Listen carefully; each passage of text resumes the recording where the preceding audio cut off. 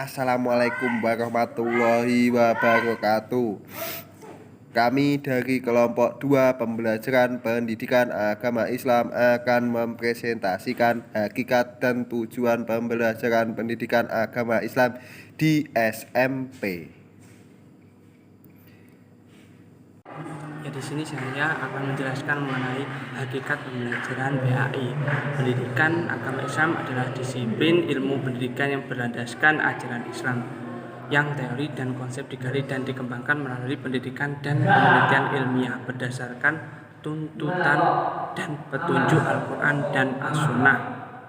Pada pendidikan Islam berorientasi kepada duniawi dan ukhrawi, berbeda dengan konsep pendidikan barat yang hanya untuk kepentingan dunia semata.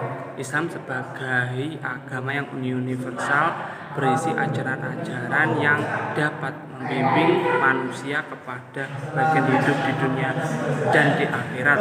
Karena itu ayat pertama turun surat Al-Alaq, yaitu ayat 1-5, memerintahkan manusia untuk mencari ilmu pengetahuan. Jadi manusia di sini dituntut untuk berlomba-lomba untuk mencari atau mengembangkan ilmu pengetahuannya. Pendidikan Islam tidak mengenal pemisahan. Pendidikan Islam tidak mengenal pemisahan antara sains dengan agama, dan juga prinsipnya seimbang antara dunia dan akhirat. Pendidikan seperti inilah yang perlu diwariskan generasi Islam, sehingga umat Islam mendapat tempat terhormat di dunia dan ilmunya, dan juga di akhirat juga dengan ilmunya. Tujuan pembelajaran PAI di SMP. Secara umum, tujuan pendidikan nasional yang hendak dicapai sebagaimana dalam Undang-Undang Nomor 20 Tahun 2003 tentang Sistem Pendidikan Nasional dirumuskan sebagai berikut, yaitu pendidikan nasional berfungsi mengembangkan kemampuan dan membentuk watak serta peradaban bangsa yang bermartabat dalam rangka mencerdaskan kehidupan bangsa, bertujuan untuk berkembangnya potensi peserta didik agar menjadi manusia yang beriman dan bertakwa kepada Tuhan Yang Maha Esa, berakhlak mulia, sehat, berilmu, cakap, kreatif, mandiri, dan menjadi warga negara yang demokratis, serta bertanggung jawab. Sedangkan tujuan pembelajaran pendidikan agama Islam di sekolah, khususnya SMP, adalah peserta didik memahami dan menghayati konsep-konsep dan hukum-hukum agama Islam dan mampu menerapkannya dalam perilaku kehidupan sehari-hari, sehingga mampu menjadi generasi muda yang cerdas dan berakhlak mulia, sebagaimana tujuan pendidikan yang tercantum dalam pembukaan Undang-Undang Dasar 1945. Tujuan pendidikan Islam merupakan suatu faktor yang sangat penting di dalam pendidikan, karena tujuan merupakan arah yang hendak dicapai atau yang hendak dituju oleh pendidikan. Demikian halnya dengan pendidikan agama Islam. Maka tujuan pendidikan agama Islam itu adalah tujuan yang ingin dicapai oleh pendidikan agama Islam dalam kegiatan pelaksanaan pendidikan agama Islam. Di sini saya akan menjelaskan model pembelajaran pendidikan agama Islam di SMP. Untuk tingkat SMP, cara pencapaiannya diperluas, yaitu dengan mengemukakan alasan-alasan atau dalil-dalil baik nakli maupun akli, sehingga anak didik yang telah meningkat remaja itu dapat menyelesaikan pertanyaan-pertanyaan yang timbul dalam pikirannya, dan selanjutnya dapat memahami alasan-alasan tersebut dan menjadikan sebuah keyakinan.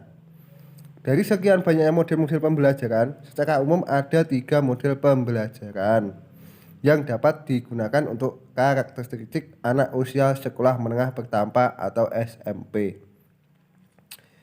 Disebutkan modelnya yaitu 1.